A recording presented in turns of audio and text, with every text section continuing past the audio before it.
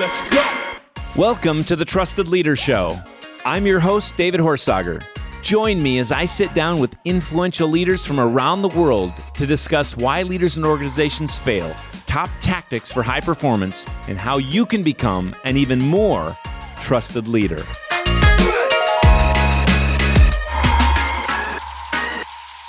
Welcome to the Trusted Leader Show. It's David Horsager, and I'm thrilled to be here with a special guest. He's climbed peaks in 500 different locations around the world.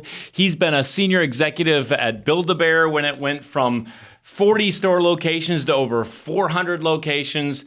More than that, he's an amazing family man, leader. What we say in the business is, and I've seen him speak, and it's amazing, on stage and off stage. So, thanks so much for being here. Manley Feinberg II.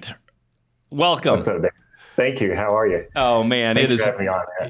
I'm grateful to be with you today. It's a treat to have you here, and it's a treat to have someone that's not just a leader I respect, but a friend. So, hey, for people that don't know you, and, I know your book, Vertical Lessons, and I know you from seeing you on stage and sharing some stages, but also just what are, let's say, three things that everybody should know about Manley? And my life is, the three works well here. My life has kind of been in a three parallel tracks, and for 25 or so years. And one of those tracks you mentioned is the climbing. And I've been in college, I got into climbing. I've been really compelled to try to go to the coolest places I could go and experience cultures and challenge myself and climb places, wherever the coolest place I could get to. Sometimes that's in the U.S. or maybe outside the U.S. And then in the parallel world, I've always been in my heart and in my head, really love business, and especially small to mid-sized business, and worked with a lot of big companies too. But I had a parallel life of you're trying to make business happen and figure out how to grow a business and serve people and focus on that. So part of that Build-A-Bear workshop was a fun laboratory. What's interesting is about at that time in my life, the more climbing and traveling I did, and the more business growth I tried to keep up with, I would find that I was really challenged coming back into the world of business and creating teams and doing things that I did well in the mountains. And I was, well, how could I do that? How can you go halfway around the world, meet someone who doesn't speak English as an example, and create a team on the fly and then accomplish something you didn't think was possible? And then yet in the business world, I would struggle even with great HR teams and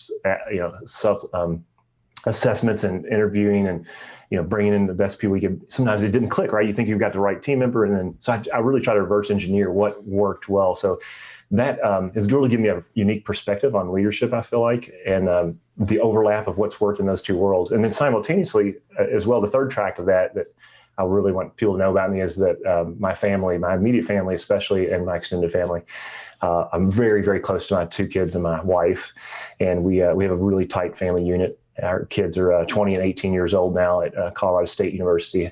And so that, balancing that, a mutual friend of ours one time pointed out, he said, I think this is the biggest accomplishment.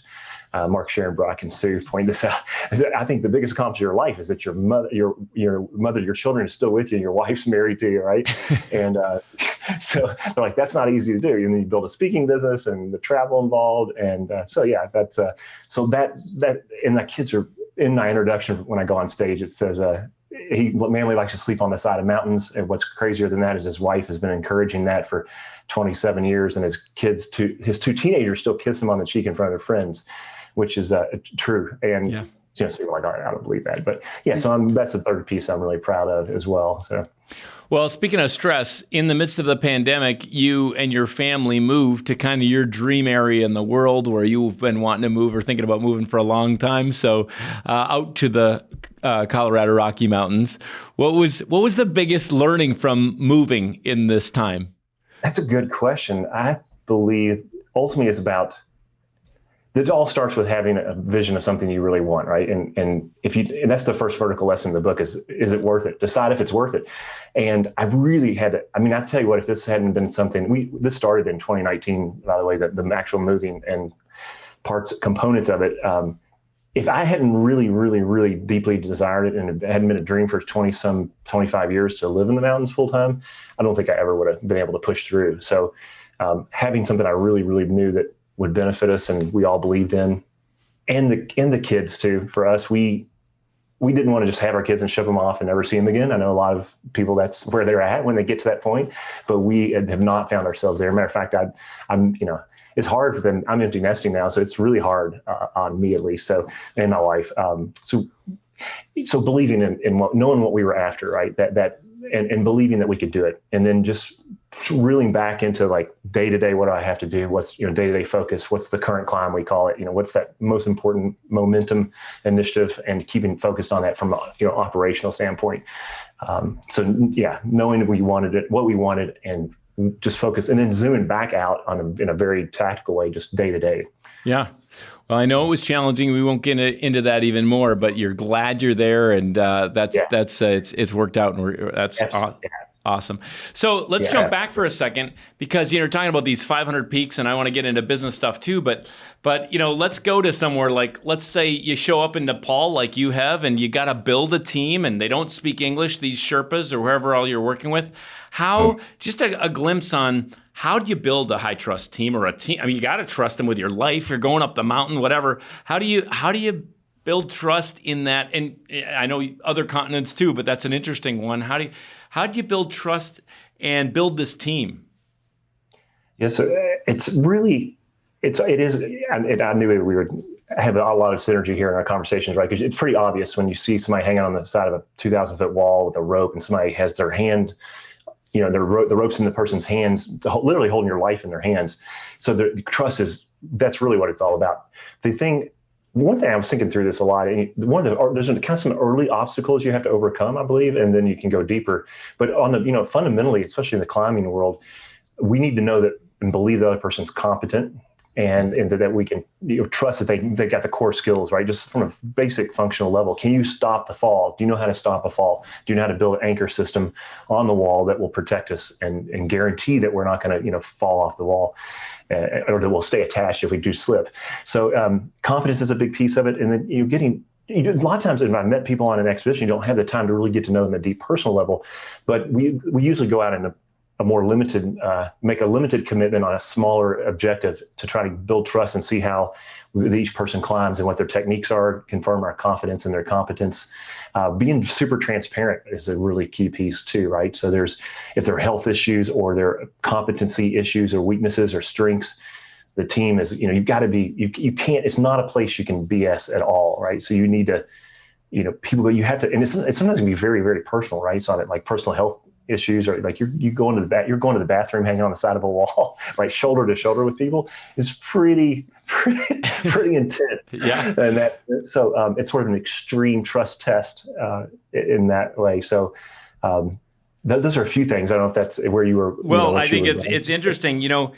You said this, quoted, and it was in your book. You die without right relationships, and that's whether it's on the mountain or I think in person. And I just thought, coming back to that, I can see how that would be. You could die without the right relationships, but there's companies and marriages dying all the time without the right relationships in a way too. Yeah. But how do you build those relationships? Because in your case, especially on let's take an international climb, you got to build some of those relationships pretty fast. And it's funny. I don't know, the 8 pillars of trust. One of the pillars is competency, right? You've got to be competent, but I also have to have character, and I have to have connection.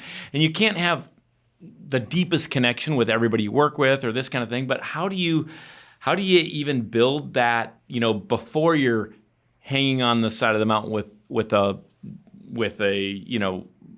little rope or whatever, it's like, how do you build that so I think the key, and it relates to what you said about, you mentioned as well that that relationships in business and in homes right now are really struggling. And I think that one of the things that what happens is, and compared to contrasting, this makes, I think, climbing mountain climbing is easier than day-to-day relationships in business and personal life.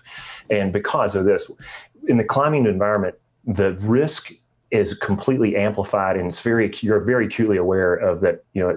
It's like when you're driving on an icy road, right? You're like, okay, I know the conditions are unsafe right now.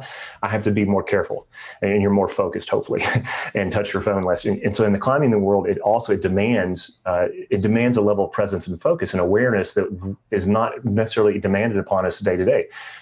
in that we can fall into sleep or just especially right now, there's so much going on with the pandemic and even in normal life, whether we're caught up in an epic crisis like we are, or life's going great. We're so busy. And one of the things I say a lot is awareness is the first step to your next summit.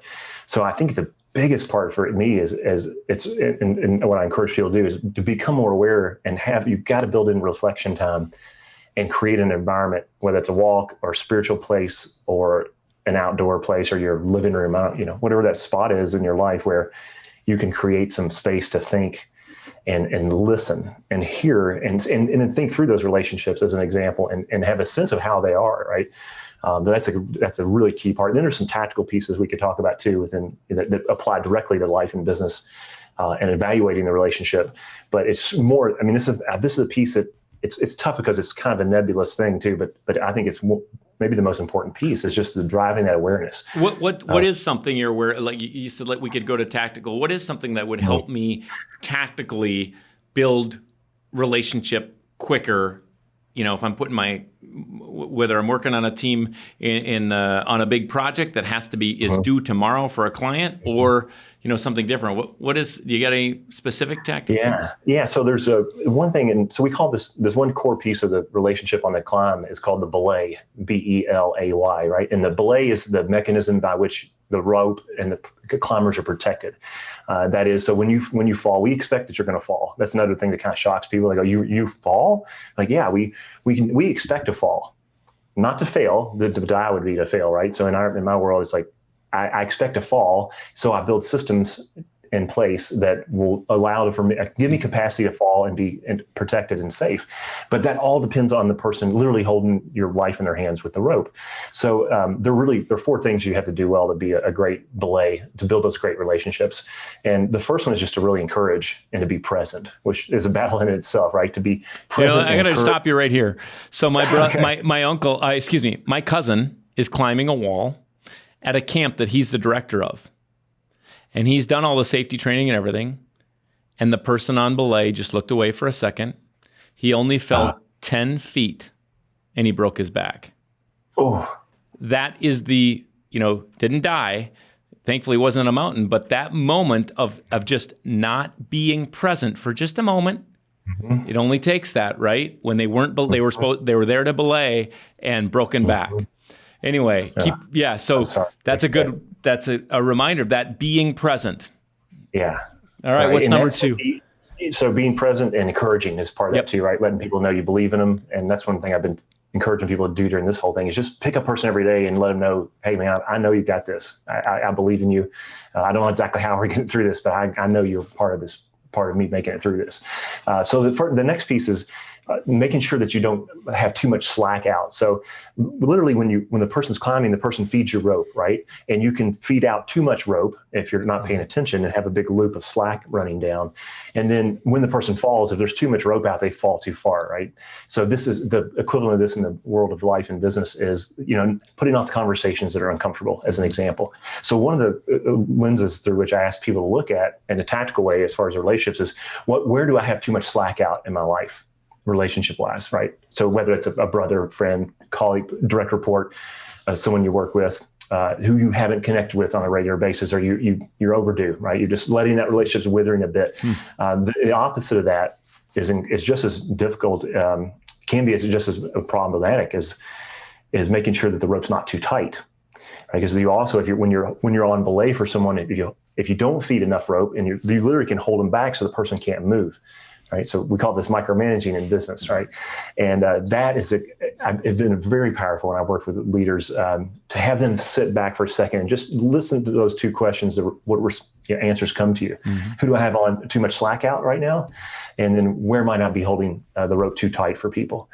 And usually, almost every single time, something pops up in both personal and professional in both those areas. The 4th piece is really locking off the rope when the person does actually fall, so that their fall stops as quickly as possible. And so that also requires presence and being aware and connected so that hey, the person slipped or they're slipping or they're in a very precarious situation and I need to lock the rope off and have a conversation with them at least and support them in a way that enables them to get going again and get back on their feet. That's tremendous. One of the things that I wrote on this once, but going back to number 3, I say one of the keys to leadership is being able to have tough conversations. I mean, and we also talk about this where in crisis is your greatest opportunity to build trust. I mean, in those tough conversations, that's when you have that best opportunity to build it the fastest. How you handle that, right? How you handle the tough times. It's easy to see people do well when it's all easy, but boy, how you respond in the crisis. And I bet if you're in a crisis on the mountain and something terrible happens and you see someone respond right, you'll trust them more next time to go up that mountain. Yeah. That's fantastic. So let's, how'd you get inspired? I know I see behind you, for those of you just listening, you've got 2 pictures of El Capitan behind you. I mean, tell us what's the specialness, because I see you're on a sheer cliff there on the side of a mountain. Doesn't even look like you have a rope, but I think you do. And both of them. But that's a special place to you. Tell me about it. Yosemite, by the way, for everybody listening or watching, Yosemite, if you've not been to Yosemite National Park, have you been, David? What's interesting about that? I have not, been to all 50 states, been to 6 continents out of 7, not Antarctica. We were going to, for Christmas break this year, or a trip coming up, we were going to go kind of get an RV and go all out west there. And we've done a lot of the national, we've done Yellowstone and all those places. And we just thought, is that going to be that great over winter with now it's pandemic, all these things. Yeah. And so we were talked about it going there, and we haven't yet. So it's on my radar. Trust me. Yeah. So after going to over 500 destinations around the world, that's my number 1 favorite place in the world. Wow. And you do not have to be a climber to appreciate it. And the vast majority of visitors are not climbers that go there. Anyway, it's absolutely worth it. So for me, it's nothing inspires me more than being in the outdoors. And that's the thing. If you can get to a cool exotic place, that's great. But I've had encouraged people just to get out in their backyard or a little local park or anything. Mm-hmm. And push yourself to get out more in the outdoors, and I think we're more connected to the source, and it's just that's for me very inspiring. And then remembering the people, and this has been challenging. I mean, we've had this has been a really, really hacked up year, right? It's really been challenging. For me, it's been really important to try to remember, especially since I'm not physically with the people that I serve. Then that's where I get a lot of the inspiration. That's been really challenging. So. I have tried to connect with people virtually, like everyone. How do you do it? How do you connect with people virtually? What's worked? Just so as far as virtual programs and retreats and keynotes and stuff, I've been doing like the Zoom kind of thing, like a lot of people. That I think when if you can, and this is a little tactical tip for people, right? We're looking at the camera, and this is, and I still see I get on these. I'm working with a really high level sales team recently, and just your presence, and they're trying to meet with people on Zoom to make sales happen. Your presence on Zoom, it's not rocket science, it's not that hard, but being present, looking at the camera makes a huge difference. And having decent lighting, it doesn't take anything really expensive or fancy, but that's helpful. And then on the emotional, leadership influence side, I think, being authentic and letting people know that you believe in them, that you don't necessarily have it all figured out, and let them know, that I'm struggling too, and in the caring, right? I know you and I are both very aligned on that. And I was thinking about this a lot today, that, the tough guy leadership can work in certain scenarios, but I even know like really exceptional military leaders as an example that, I think that's a myth, by the way, that in the military, since it's authoritarian, that people don't have to care, and people don't need to know you care about them. And every military leader that I know that's been successful said, "No, that's are we assertive? Oh yeah, but they know how much we care about their family and the people and their lives." And he's like, authority only goes I so agree far. with that completely. Yeah. Well, I gotta call out one more thing from what you said. We've got 4 kids, and how many kids do you have? 2. I have 2. Yep. Yeah, boy and a girl. Yeah, and you've done a lot of climbing with them. I love seeing those pictures. But you said something about getting outside, and certainly some people are more moved to be outside than others, and we love getting outside. But I was thinking, when our oldest, when she was just a baby, she would just colic or whatever, just cry. And here we are in Minnesota. She's born in February, February 1st. Oh. But we could do one thing and stop it. Just step outside. Just step outside for a second And she'd be like, oh, and it wasn't just because it was bitter cold. Even in the summer, June, July, and we lived in a little place then. We were starting our first company. We had no money to speak of, but we'd get out of this little duplex or a double bungalow, and she'd just go crazy, and we could get outside. It's like, wow, something about that, getting outside and feeling the wind and seeing God's creation and whatever, it's like. With your loved ones too, that's like the ultimate combo. And the second part of that for me is if I can do that with my wife and kids, it's magic. I think there's no doubt. Some people had bad experiences in the outdoors, so they don't do it, but get out much. But I think we're really meant to be, connected in the outdoors. And if you think about it historically, we've been around a lot longer than all the infrastructure and comfort we've built. So all those years of wiring are really powerful if you can leverage. Actually, there's a lot of studies that showing that your brain chemistry from creativity and from productivity, and it actually directly impacts your walk on a treadmill versus a walk in a park are dramatically different. Hey, it's Ann with the Trust Edge team here. As you know, we are passionate about helping you and your team perform at your best. And that's why David wrote his new book, Trusted Leader. This true-to-life parable follows the story of a CEO who uncovers the root issue threatening his organization's success. And in the back half of the book, David provides a roadmap for even how to solve those root issues. Get Trusted Leader for your team, your organization, or even just for yourself at trustedleaderbook.com.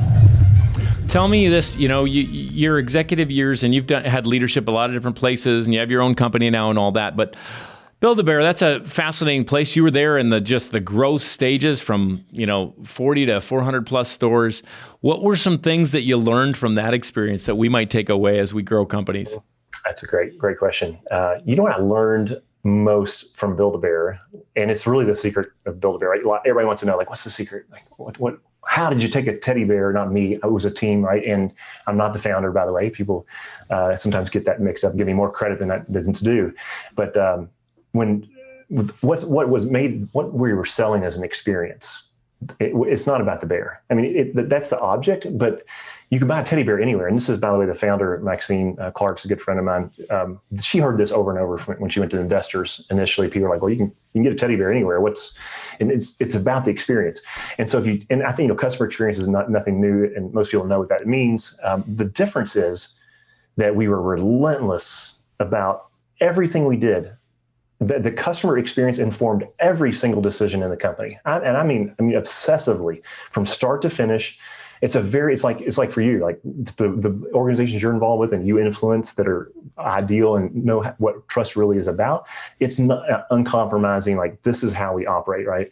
So quick couple examples. One, we coded every bathroom in every store for public access, and we built it to code for public access, which is more expensive, right? And it operationally can be kind of epic. It can be problematic. But Maxine's question was always, if someone comes to your home and they ask you to use a restroom, what's the answer? Of course, right? So we went to great lengths to make sure that people could use a restroom, and it was really just for that so we could say yes to that answer. That's the kind of decision I don't think gets made unless you're really relentlessly focused on how does this affect the experience? So, and I was involved a lot in our software systems and every business system that was behind the scenes running the business, especially the first half of my career.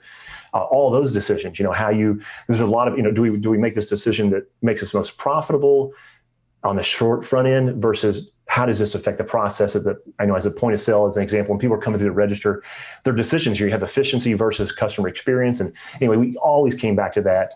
Another quick one was just operationally that people get a kick out of is we told people that, people could use a phone. If somebody came in and asked, before cell phones were so ubiquitous, if someone needed to use the phone, you say, yeah, absolutely. And then, so people would always ask, well, what if it's long distance? And so we get a great long distance rate. Let them use the phone. So it just, those experience, focusing on the customer experience, but being really up, whatever I know if you're watching this right now or listening, maybe you're committed to the customer experience, but I would challenge you to take that to a completely different level, and it's going to pay off. It does. It pays off, and it makes a huge difference when you are seeing the world through that. That's a truly highly valued, no matter what for you. That's a tremendous. That's a great. I mean, it's been fun to watch you grow in all these things. What are you doing now to grow? You know, we talk about what are you learning these days? What's your top kind of learning in the process you're in right now in your own company and all that you're doing now? What's a key learning right now? I'd say I have a degree in psychology, and so I've always been fascinated with psychology. Why do we do what we want to do? Why do we not do what we should know we should do? Why do we do things we shouldn't be doing at all? Right. And so for me right now, I'm trying to re-engineer my brain, and especially with this year and all the stress. And I have noticed that I think I have a little bit of, I hesitate to say post-traumatic stress, because people go through like war and stuff, they're like really extreme. But I think I have just some subtle version of that. And I think I've heard other experts talk about this, that, we've gone through a lot of trauma this year as a world and as a humanity.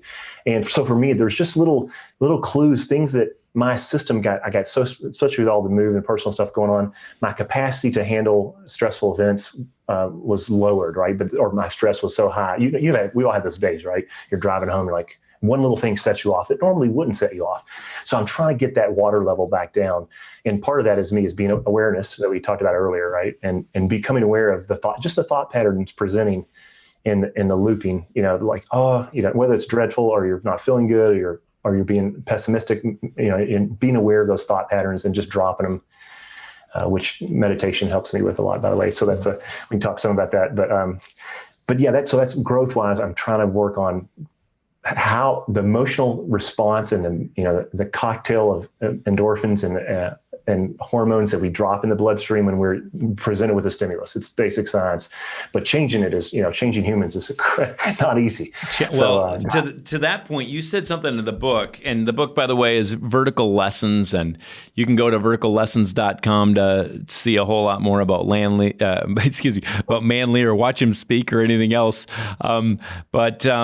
You talked about challenging beliefs.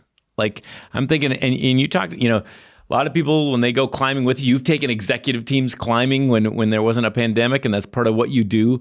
But you got people that are scared or fearful, and I'm thinking about myself, right? So you know this about me, but I 20 plus years ago, I was caught under something in water and almost drowned. I'd been a lifeguard, and I love to swim, but I'm underneath this basically big black thick blanket, basically, and can't get out and think I'm going to die. Open my eyes under there and finally find a way out. But it's made me claustrophobic, and I think I often tell people, of the couple hundred flights I've often done a year, 100 round trips, people don't pay me to be there. I love what I speak about. I love what I share on. I love the boardroom work that I do.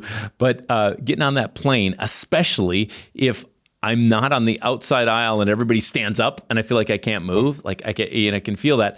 And I think, well, okay, how do I challenge this belief? Or, it's like, it's easy to say, I'll challenge this belief of whatever it is, the challenge is, but how do you actually challenge it to change in a positive way? Yeah, it's a great question. It's because the lesson is challenging your beliefs. But the point is stop chasing behaviors, right? So in the environment of, like a team environment, you see someone, you keep telling them what you want you need them to do, and they're not doing it, as a great example. So this is a little bit simpler probably than what you're dealing with, to be able to look at that situation and say, okay, keep asking you to do this. This is the behavior I'm asking for, but why are you not doing it? What is your belief that there must be and you can do this in a very disarming way, by the way. It's really can create a shoulder to shoulder environment versus head to head. What is it? What is your belief about, doing this process in this way? And why are you skipping this step? Because I keep asking you, we keep having this conversation. What's the belief behind that? What's driving that? And so it's a harder conversation, but it gets you to the result faster. I think for what you're talking about and, challenging your belief around a fear, right? And by the way, a lot of people think I'm just some crazy, no fear kind of guy, but your story about drowning terrifies me. Here's another good example. I have no interest in jumping out of a plane. I had a 75-year-old grandma walk up to me after a keynote, and she said, would you jump out of a plane? Oh, you have? Yeah. I said, I don't want to jump out of a plane. What did she say? She said, would you go parachuting with me? And I said, no, ma'am, I have no interest in jumping out of a plane. She said, good, I'll never go rock climbing with you. That looks crazy. I said, well, what you do looks crazy to me. So it's relative, right? We have these paradigms we get into and settled into and concrete ourselves into. And based on your experience, I mean, there's a really good example of what I'm talking about, right? You have this event and your brain is created, it's got it confused. This stimulus you've got it, the response confused in other scenarios that shouldn't be, but it's sort of related, right? It feels the same way in some way. One thing I think that's really helpful that I kind of discovered accidentally with a major life decision is when things are in our head, even if we're emotionally guarded people, human beings, internally, we still have, it's just part of the chemistry, right? Our biology that we have emotions swimming around and hormones in our brain and our responses to stimuli around us. So it's really hard to get to separate that so you can get clarity in what's really factual and what's being amplified by emotions. So using an old-fashioned pen and paper and writing out two different ways to go about it. One is to write out what's the worst case scenario. Let's say you're facing a difficult decision. And this is another exercise that's in the book. What's the worst case? If you try this, if you move forward with this initiative or this decision in your life and it doesn't work, what's the worst case scenario? What would you do step by step to recover from it? And if you write that out versus just talking about it, it's amazing. When the pen hits the paper, fear separates from fact. If you can get it out of your head some, right? So journaling can be powerful in that sense. And then this is asking great questions. We talked about offline as well. That's another vertical lesson. Ask the right questions. My meditation coach threw this question on me recently is, what does this mean? What is this about? What is this? Is the shortest version of it. What is this? So when you feel that way and when you get on a plane, that's a question to ask yourself, what is this? What am I feeling? And then even better, write that response down, right? That I am responding to feeling constricted and, it's claustrophobic. It's because of the drowning thing. I'm on a plane. I know planes are safe. You write out the facts that you know in your head and just brainstorm that out and then read it back to yourself. You don't have to read it out loud. But read it back. And it's interesting when you see the words on paper versus the words just swimming in your head, it can be really liberating. I'll just read it to my seatmate that sees me sweating as I'm just going to read this to you really quick. Do you mind? You want to stay sitting by me? So let's take that one more level because, I was interested in the asking, one of the vertical lessons is really about learning to ask better questions. And, another person on the podcast, Patricia Fripp, says that the key to conversation, the key to connection is conversation, the key to conversation is questions. Therefore, learn to ask great questions. And I mean, you can lead through questions, you can drive conversation through questions, but just give us some help on as a trusted leader, what are some great questions, or how do you come to great questions that actually help lead, motivate, whatever? Yeah, it's a kind of loop, right? So I think that one of the keys is you have to listen first. So if you're talking about yourself, first of all, we talked about personal leadership some offline too, that how big a piece of this whole puzzle that is for us. Paying attention. So here's an example, like right there where we talked about if you get on the plane, you're feeling uncomfortable, listening to yourself and having that awareness to step out of that mental thinking loop in your one part of your brain trying to protect yourself. And being aware of that and listening to that and then being able to respond and say, what's going on here? Or what is this? I think because so often we're sitting there geared up to say we're going to say, or we're hearing something and we're just ready to respond. And everything is geared towards saying what I'm here to say. And when I've built up my mind, I've got to say to this person, and not so much about what are they saying right now? Because I think we need to prepare, right? We need to know what we're going to say. But I think we don't spend nearly as much time just on here's a great question for people is, what's the most important question I can ask to move this forward?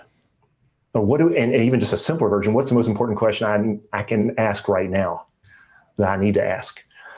So going into a meeting as an example, because we're always focused on what we know we need to say or want to say. All right. I love that because people want the right question, but the question is to ask for what's the right question then, because the right question changes every moment with every context. Yeah, exactly. Exactly. I love it. Well, you said something about personal leadership. We believe I've said this for a long time, in my quest of helping change global governments and companies and organizations and all these things, trying to transform things with trust, that companies and organizations and even countries, they don't change.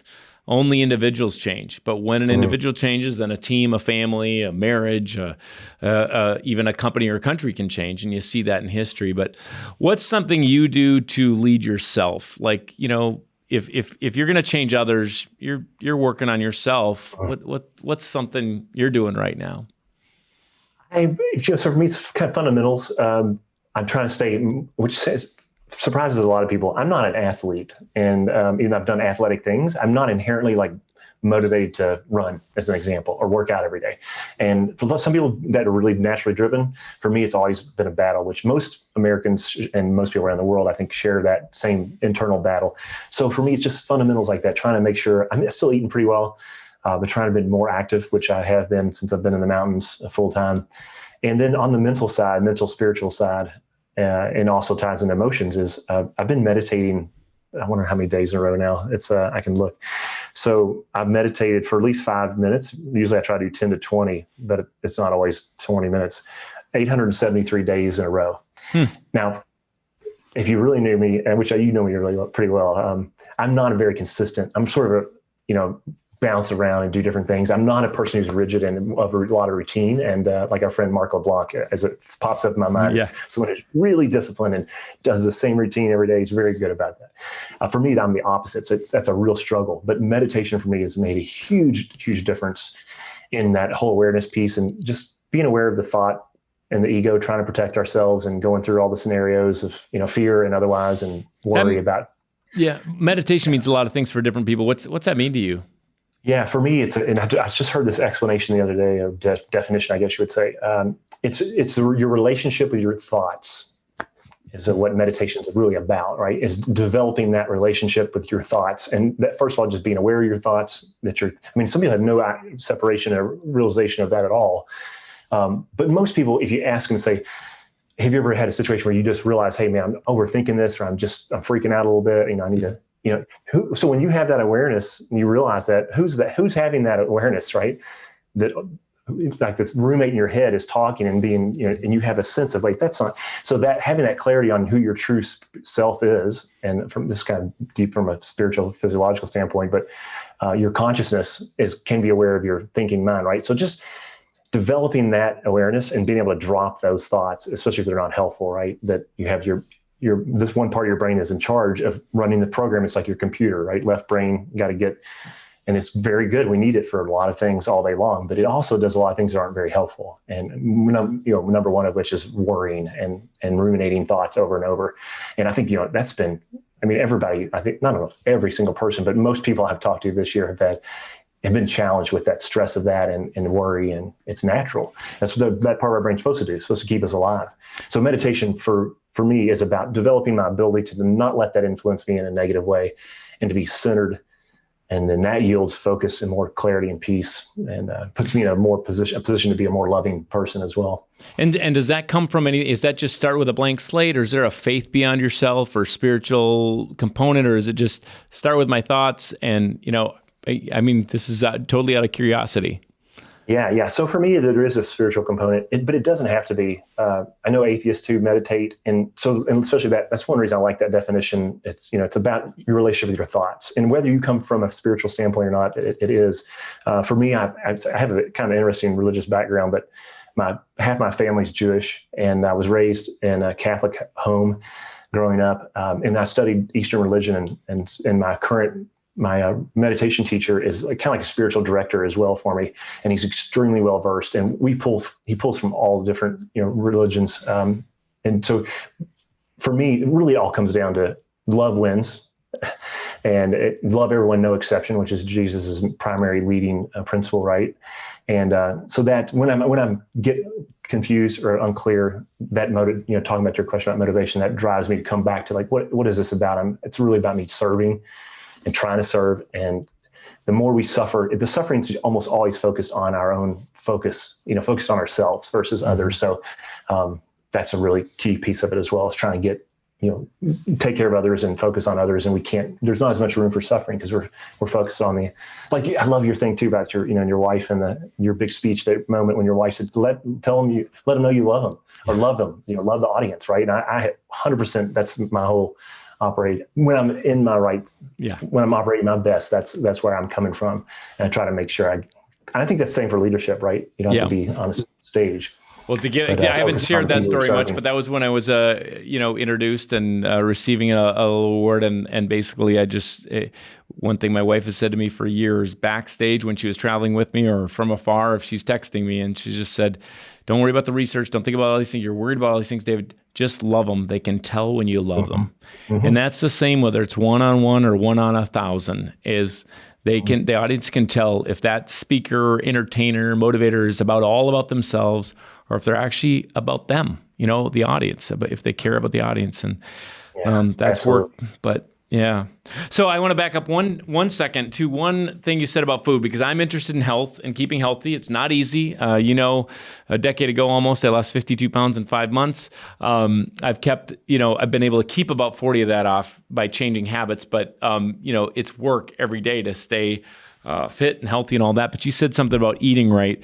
What's that mean? What are some tips that you do? What are some things you do to do what you think is eating right? Good question.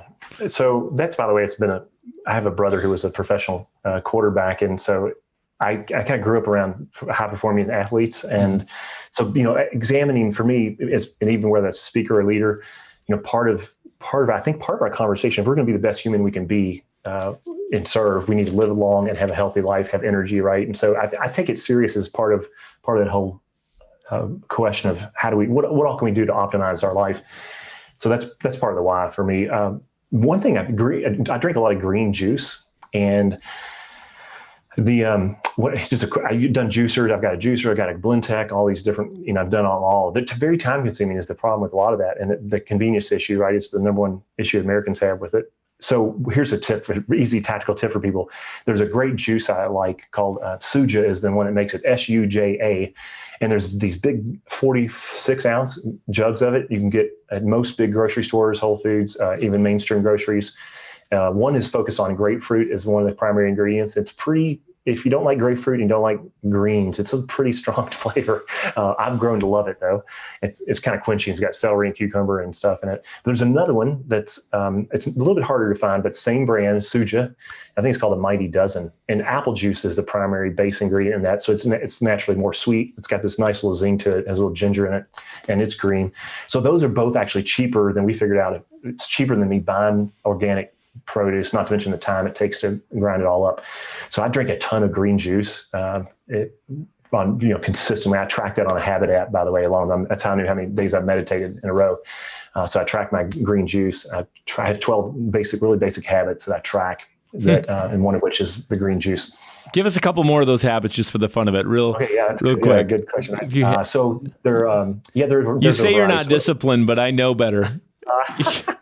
I don't feel like 12 habits that I track every day. That's got to be in the top percentage of something.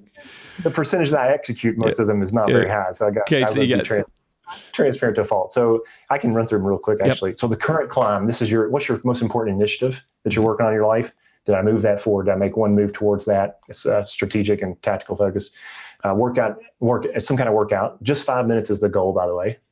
So you lower the resistance. If you have the more resistance, lower the time, and you can overcome some mental barriers.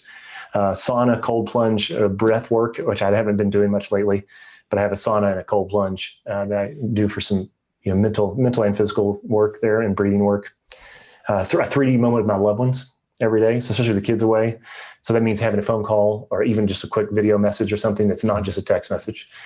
And then on the business side, I have a pipeline it's moving something forward in the pipeline from the business development standpoint, as well as outreach goal. And then backside here, journaling. And I have a company to my book is a journal and planner. So it's a daily focus that incorporates some of the vertical lessons in just a daily and weekly and monthly. How do we stay focused and get what's important done? So did I do that? That's one of them. I think that's most of them. And a morning movement is so jumping jacks, push-ups, sit-ups, bounce on a rebounder for like 3 or 4 minutes, just a little bit in the morning to get me going is something that's important as well.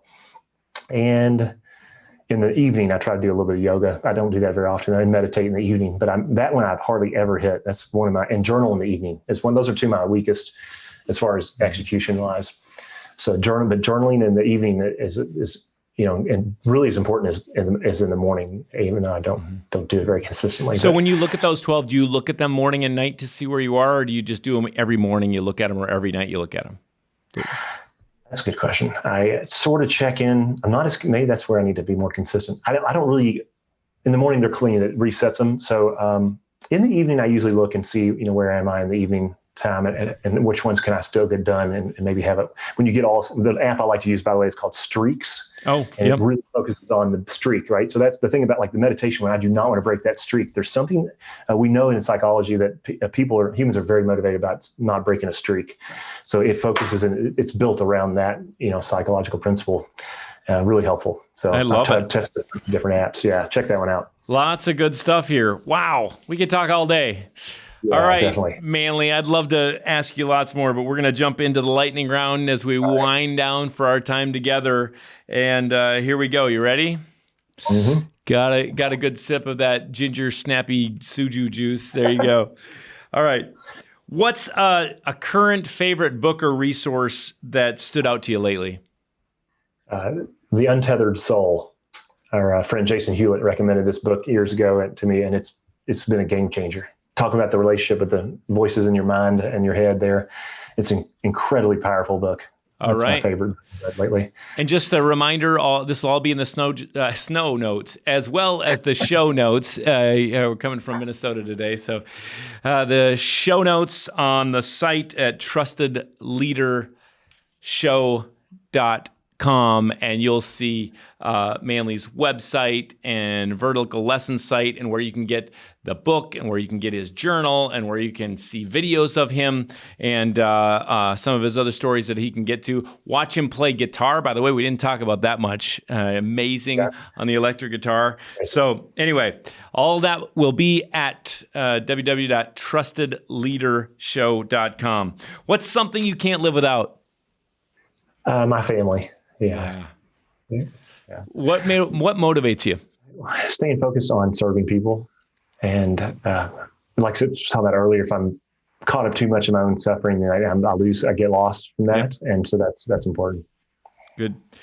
Any one piece of advice that you'd say to everybody out there, here's one thing you could do tomorrow morning. Yeah, I've got all these vertical lessons. Mm-hmm. I've got these things that have helped me climb summits and build businesses, but one tip they could take away and start tomorrow morning that would help them be a more trusted leader. Pick one person in your life, personal or professional, and not from your inbox, or just sit for a second, and the first person hits your head or your heart, reach out to that person in the most engaging way you can. Maybe it's video if you can, Zoom, if not, worst case, text message, and let them know you're thinking of them and that you believe in them, and whatever words that are authentic for you. And I think people need that right now more than ever. And I think when you can do that authentically, consistently, it builds the relationships based on trust that you and I are passionate about. And then the results, I think that's really about that. That's what's going to make the difference in whatever's next for all of us, being a miserable struggle or a massive summit and success is how we build those relationships now. Absolutely. Harvey McKay says, dig your well before you're thirsty, right? It's kind of like build those relationships. Okay, before I give you the last question of all, anything else about where to find you? I know we talked about verticallessons.com. Tell us. Yeah, I'm on LinkedIn. Have not been, especially lately, I haven't been super active on social media, but I am on social media some. But verticallessons.com, you can find social media links there. My cell phone number is on every page. Email, just reach out to me. I would love to connect with you and support you any way I can. That is one thing. You are accessible, and unless you're on a mountain and you just don't answer it for a long time, right? Exactly. That's kind of one extreme or the other for me. All right. Lastly, the show, it's called the Trusted Leader Show for a reason. Who is a leader you trust? Maybe the most, but someone that stands out to you, and why? Yeah, my son actually is who comes to mind there. And why? I thought about this a lot today, actually, leading up to this. he's developing leadership skills, and I think it's something you can definitely develop. And I think every great leader is working on developing their leadership skills and broadening that. So he's doing that some. And I also believe you can be born with some natural gifts that also amplify your influence and your ability to lead. And he has this X factor. He's the president of his fraternity this year as a sophomore, which is kind of speaks in and of itself of his influence.